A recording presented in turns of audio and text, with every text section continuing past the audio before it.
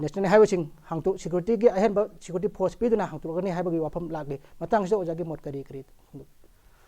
hoi matam kuina highway se problem leiraga lai ado hoji hanthokrani security gi haidana kaino madi tawraga order thoktana tawe adubu aikoina khangadaba se mase kaya kuina chatpa yagadra aduga kaya kuina success oigadra aduga mase kaya kuina implement tawba ngamudara haibagi wafamdi lei manipur gi phifam se aduna phai adugumba step lokhatpadu government ni lokhapam thokpani highway haibasi di mi mayam gi lifeline oibanena sikumbada ayetpa athinba ama pibase akhoi isana isabu thingba kumna ko masidi kalup khutimakna matam pumbada tawbignu tawbidabana phai habisidi akhoi di hanadagi hujikso dum lawribani aduna handak government na locally base yamna phai madu tawgadaba makni aduga masi asidi at any cost hayeng tung phawbada government means ama tawraga highway sidadi disturb adugumba akiba leitadana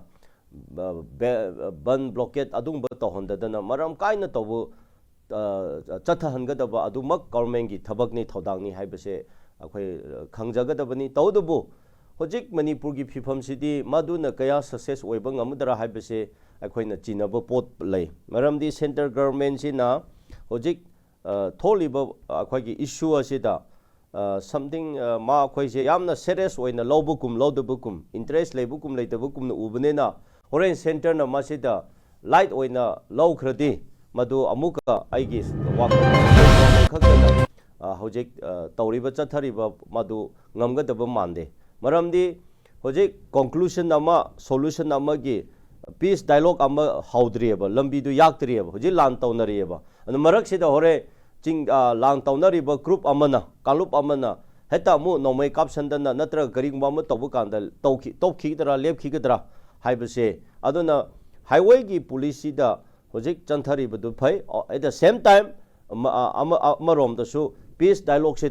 tawgadabani aduna peace dialogue se tawdaradi solution gi process ama tawdaradi hojik paikhaliba thabak se aigi wakhanda yam kuina lasting tawba chakataba tawba ngamgadaba mande haibase aidi hojik tumaina khanjai